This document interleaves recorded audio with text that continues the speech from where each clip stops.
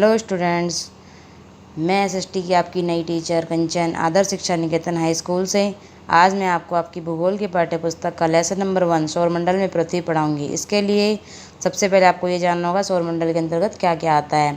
सूर्य, चंद्रमा, खगोलीय पिंड, तारे, उपग्रह, ग्रह, ये सभी सौरमंडल के अंतर्गत आते हैं। उसके लिए सबसे पहले सूर्य, चंद्रमा तथा वे सभी वस्तुएं जो रात के समय आसमान में चमकती हैं खगोलीय पिंड कहलाती हैं। इन खगोलीय पिंडों को तारा कहते हैं। सूर्य भी एक तारा है। इसके बाद आपका आता है ग्रह। ग्रह जो होते हैं वो संख्या में 8 होते हैं और कुछ खगोलीय पिंडों में अपना प्रकाश एवं ऊष्मा नहीं होती, वे तारों के प्रकाश से प्रकाशित होते हैं।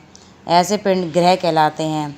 ग्रह जिसे अंग्रेजी के प्लैनेट कहते हैं, ग्रीक भाषा के प्लैनेटाइज शब्द से बना है जिसका अर्थ होता है चारों ओर घूमने वाला। ग्रह जो संख्या में 8 होते हैं वो इस बुक में आपको सूर्य से दूरी के हिसाब से दिखाए गए हैं, जैसा कि आपको चित्र में दिख रहा होगा। सबसे पहले सूर्य से जैसे सबसे नज़दीक है बुध, फिर शुक्र, फिर पृथ्वी, फिर मंगल, फिर बृहस्पति, शनि, यूरेनस और नेपच्यून, जैसा कि इसमें दिखाया गया है। जो आंतरिक ग्रह हैं ये चारों, इन्हें आंतरिक ग्रह भी कहा जाता है। बुध, शुक्र, पृथ्वी और मंगल को आंतरिक ग्रह भी कहा जाता है। ये और चट्टानों से बने हैं। बृहस्पति, शनि, यूरेनस और नेपच्यून, इन चारों को बाह्य ग्रह भी कहा जाता है और गैस और तरल पदार्थों से बने हैं।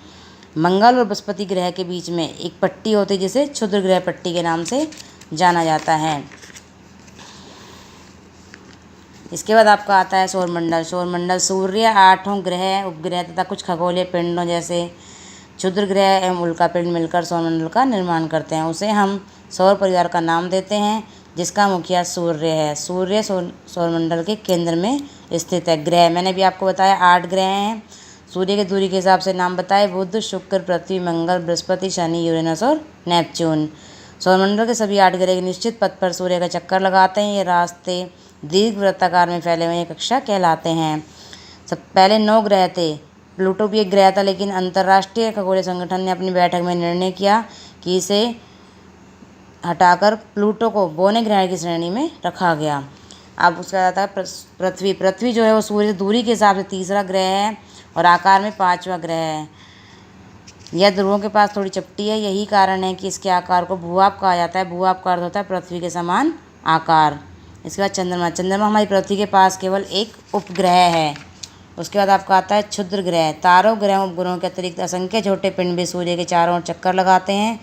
इन पिंडों को क्षुद्र ग्रह कहते हैं। मंगल तथा बृहस्पति की कक्षाओं के बीच पाए जाते हैं। उसके बाद आपका आता है उल्कापिंड। सूर्य के चारों चक्कर लगाने वाले पत्थरों के छोटे छोटे टुकड़ों को उल्कापिंड कहते हैं।